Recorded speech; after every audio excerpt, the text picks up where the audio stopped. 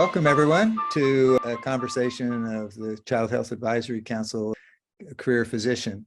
Today we're going to have a conversation among our advisors and career physician leaders about how to attract talent by making sure we're looking at the candidate's point of view and creating a culture that candidates want to join.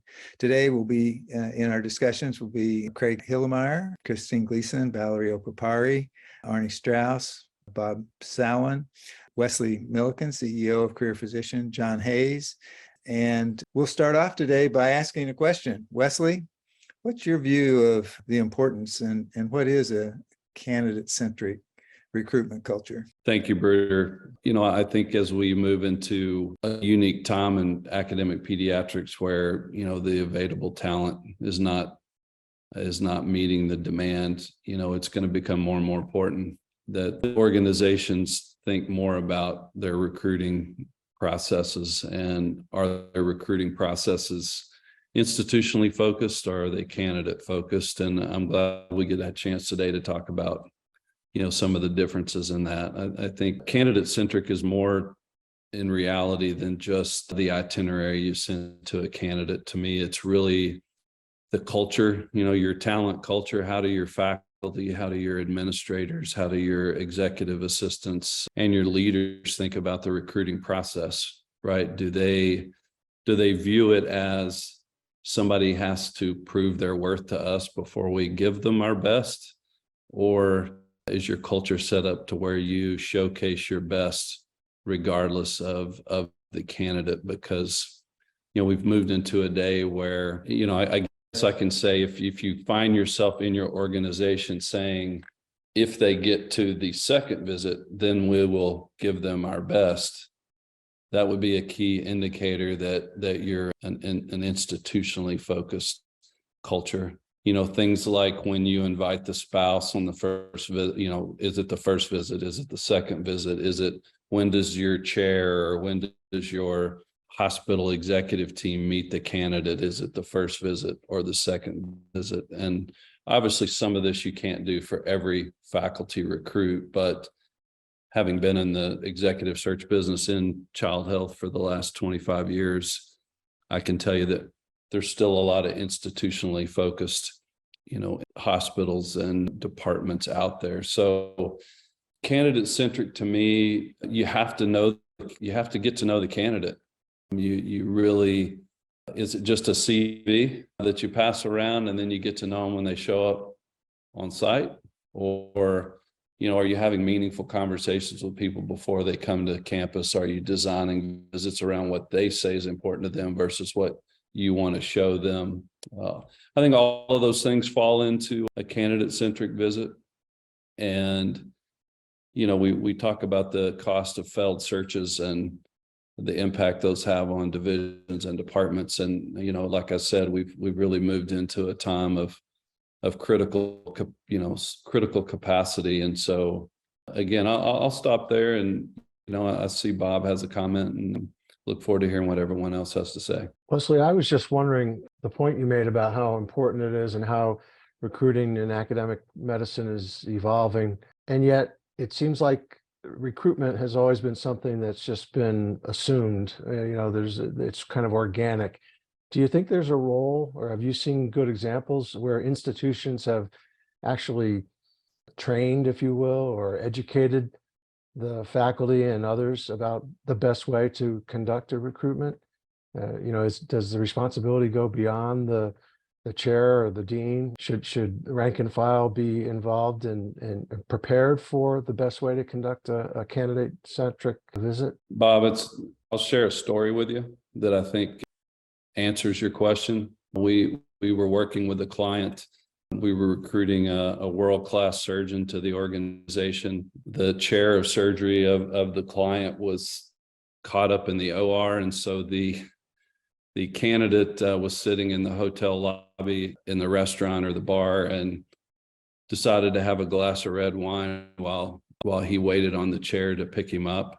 And so he submitted the expense to the, as part of his interview experience. And for a $7 glass of Pinot Noir, and the administrative assistant for the chair lectured the candidate that that was against their policy and that they could not reimburse them for the $7 glass of wine. And, you know, that's a really simple example, but the candidate, the impact that had on the candidate, it said something about the organization. It said something about their ability to recruit world-class talent and to be nimble, right? Instead of, you know, process driven. And so, but I think to empower the whole organization to be thinking about what's best for the candidate, just like we do for the patient, right?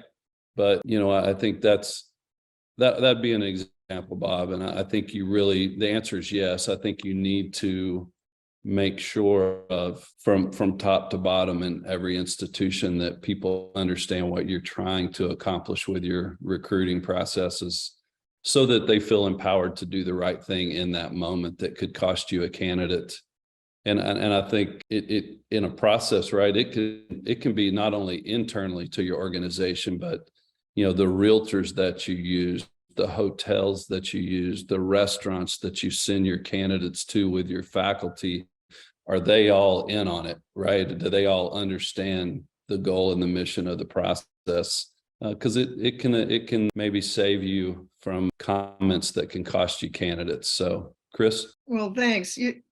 Wesley, you made me think of an institution that I was recruited to a number of years ago.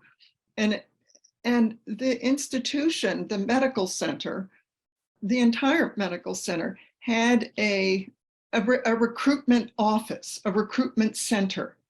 It was very impressive to me as a candidate. This was for a chair position, but I think it was used for a number of leadership positions.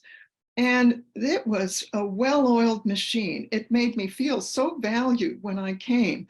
It was all worked out, you know, like you mentioned, you know, the hotels that you stayed at, who picked you up, somebody to guide you around, you know, and all the visits, the realtor, the this, the that, the way the itineraries were set up, the information they asked me for before I came. Did I need this? Did I need that?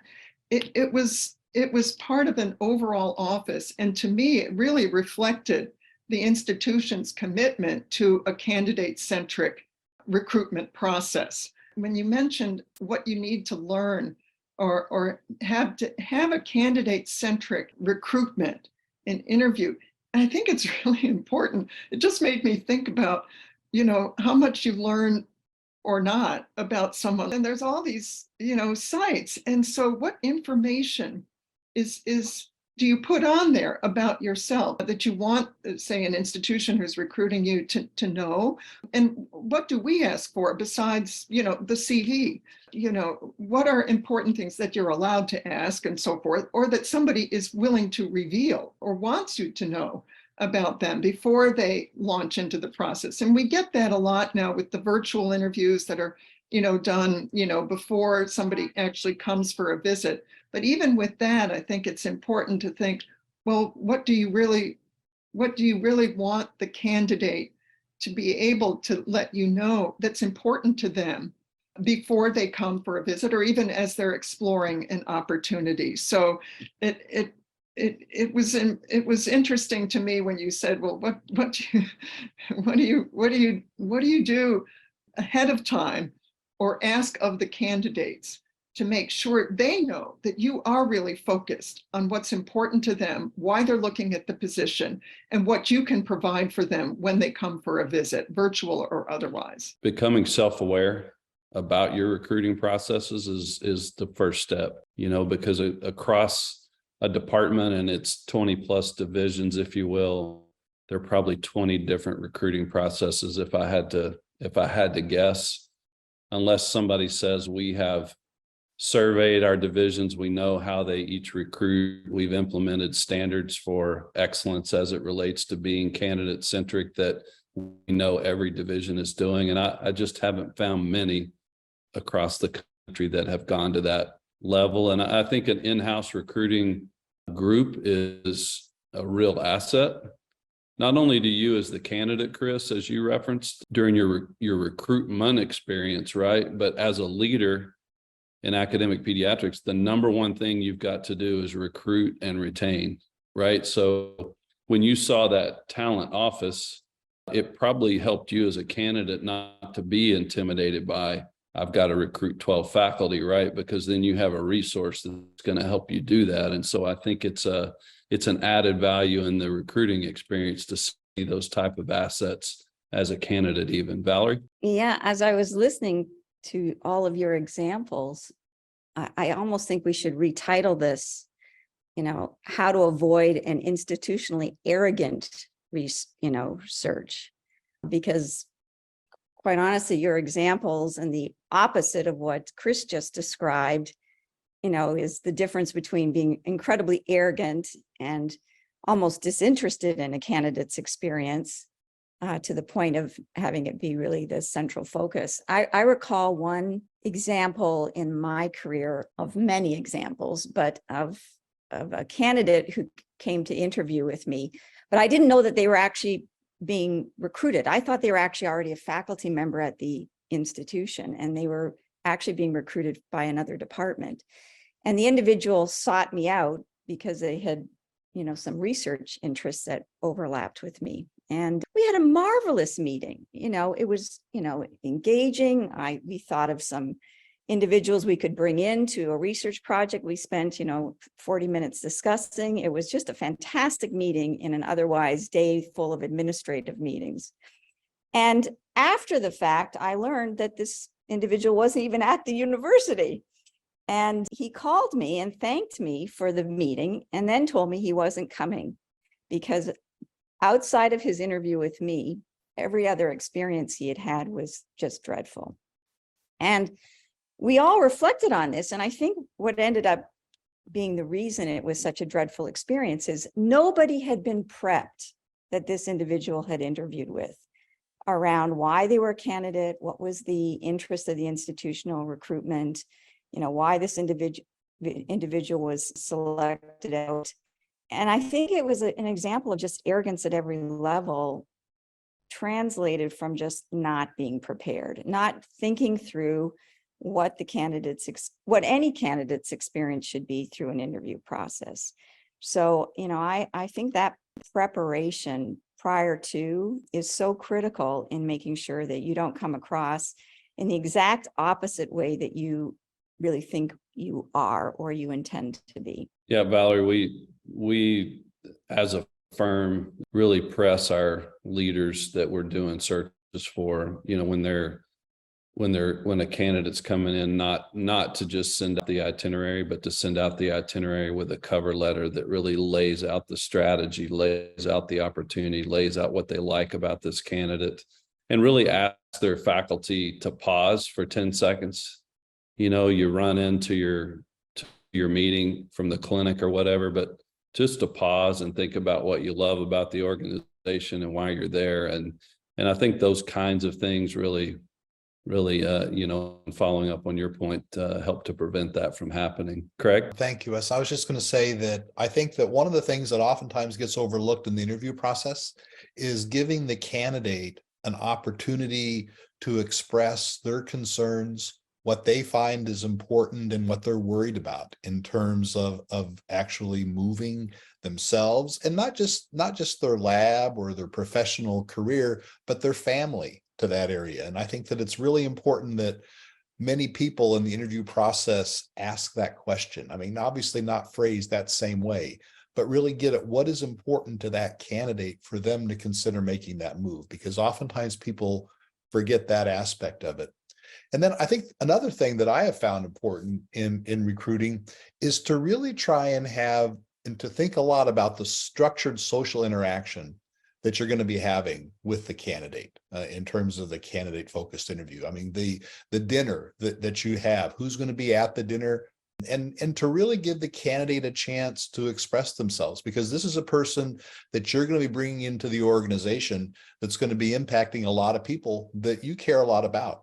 And you want to understand how they relate to people in that type of a setting. So those are a couple of the observations that I have. Craig, one of the things that we've seen is the leader always spending time with the candidate on the front end of the process and the back end of the process. It takes more time on the leader's part, but it definitely is a way to ensure that expectations are set appropriately and that the candidate's concerns, and their joys, if you will, are heard. And, when you don't have a firm, if you're working with a firm, you should be expecting that they are doing some of that work and really getting an understanding of the candidate's concerns and the strengths and the opportunity, because you can play to the strengths and be ready to address the weaknesses as part of your recruiting process at that point in time. So, I think those are important pieces. I learned so many lessons over the years and really came to appreciate, understanding why people might want to move, why they might want to take a position, and thinking about that as we talk to candidates and when we invite them for a visit, because people don't move easily these days, and they don't want to take a risk in a successful academic career by making a bad choice. And they choose a position because they're looking at a position because they think there might be something they can accomplish that they want to accomplish to a higher degree and in your institution. And so really trying to understand what, meet the candidate, talk to the candidate, understand what it is their goals are, why they might be interested in looking, and then including them in the ultimately the visits composition.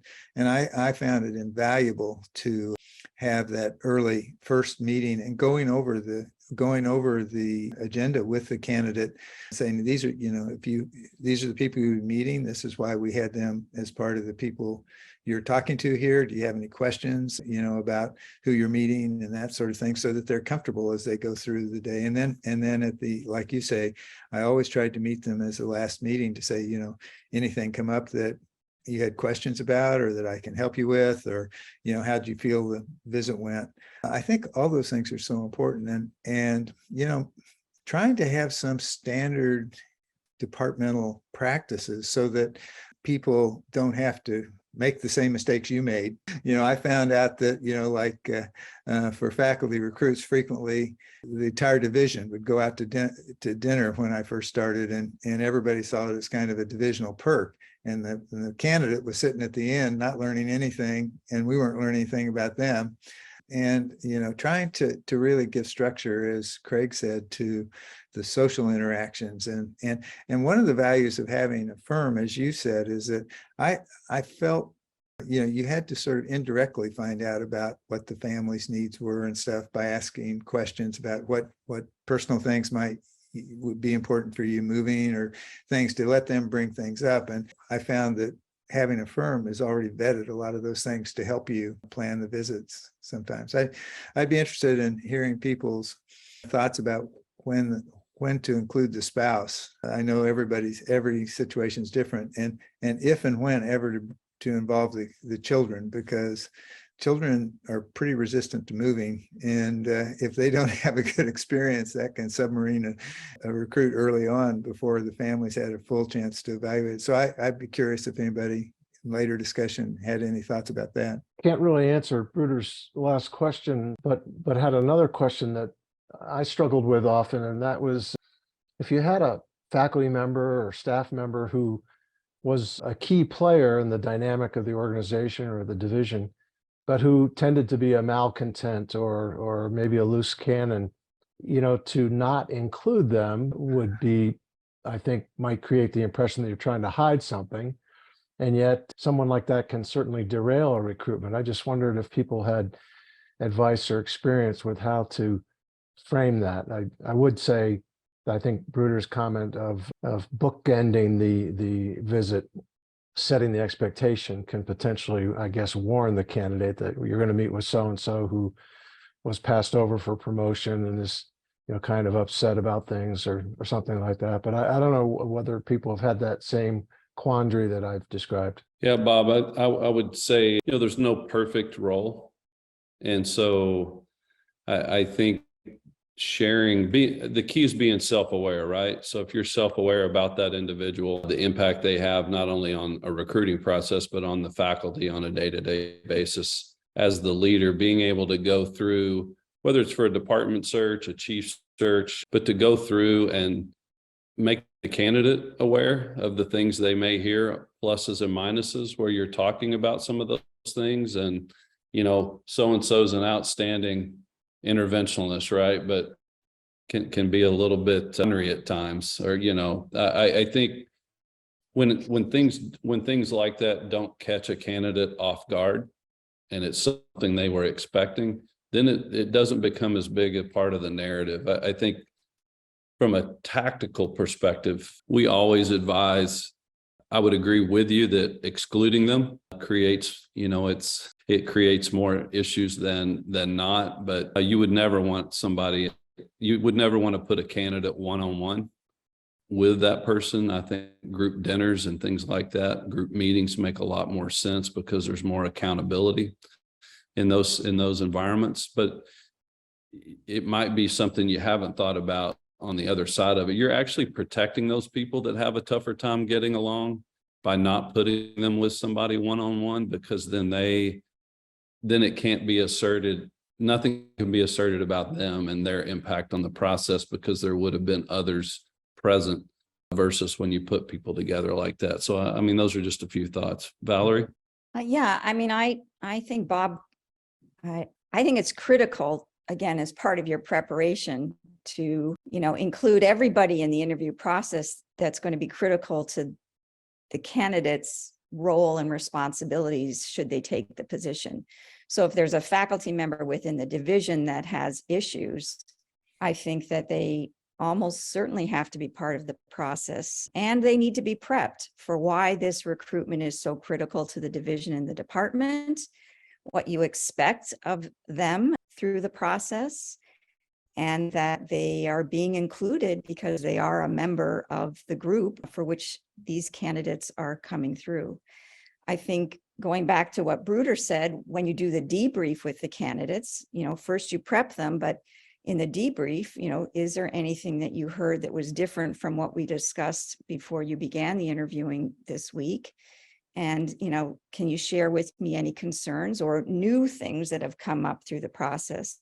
But I was going to add to Bruder's really great comments that I always like to ask at the end of the interview process, after we've kind of debriefed on what actually happened, are there any issues or problems or concerns or things that I need to know about that would be really critical in your recruitment?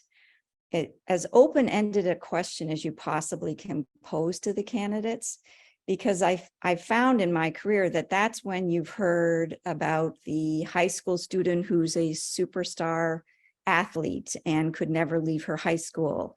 That's when you learn that the wife is a botanist and she has one of 3 jobs in the country that is only possible at this, city that they live in. And, that's when you hear about the, spouse's, a disabled mother-in-law, or whatever that, needs X, Y, or Z. And it's those things that can really derail an otherwise perfect recruitment, because it's not perfect until it's perfect for everybody in the family, spouses and kids. So I think that those are some of the key strategies that I've tried to employ early on in the recruitment process, because if you can start to work on those issues before the second or the third visit, you're one step ahead of the game. And if you only hear about them in a telephone call after they've left the campus, it's really, really, really hard to start doing some field work while they're still on campus to say, well, listen,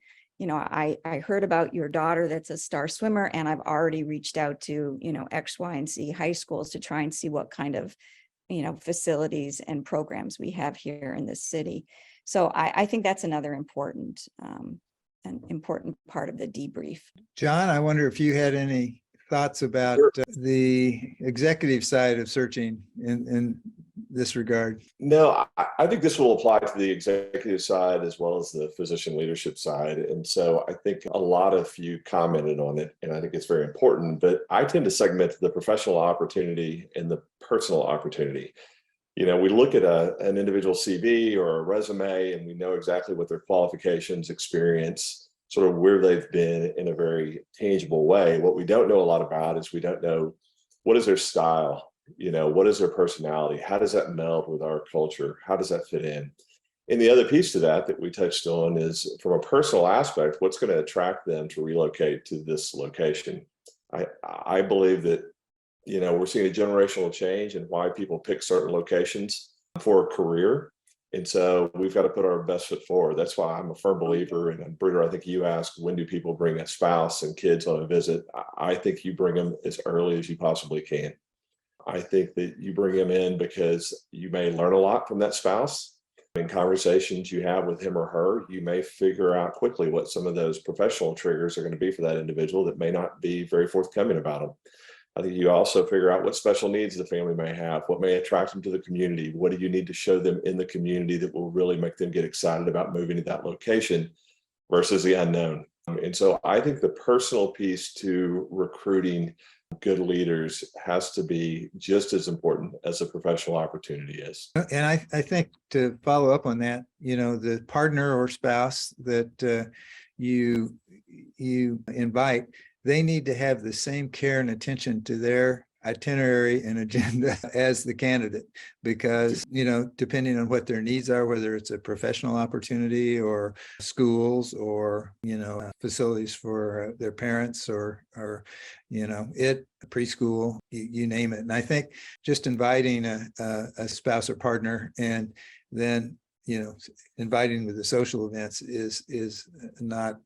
And also the realtor, as Wesley said, having the realtor not show an assistant professor $3 million homes. And that happened to me when I started. They showed Barbie and I homes in Santa Monica, and my salary was going to be $25,000 a year. We kind of couldn't imagine going there. So anyway, well, these are great. Bruder, can I just want to add one point to what John and you have just focused on, which is the spouse and bringing them early. I agree with that wholeheartedly, but I also want to just raise the issue that if you've got two, medical individuals or, someone who's in health care and you're bringing them in and they're looking at a position at your institution at the same time your primary recruit is, if they do not have a good cultural experience, in other words, the prep for your primary candidate is far better and gives a really good view of the institution, but the spouse who's looking at a position in another division or a position in the health system leadership, and they have a very bad view of the culture, you're done. I've seen that derail so many recruitments because there is two experiences and they don't align, and it's very hard to undo a non-aligning experience. So I would just add that your comment about the preparation for both is critical, and everybody better be prepared to put the best face forward. And it gets back to that comment about the arrogance of the institution, well, you're the trailing spouse, we're going after him, but we don't really know if we want you, but we'll make a position for you because this person's so important. You're done. That's the end of the recruitment.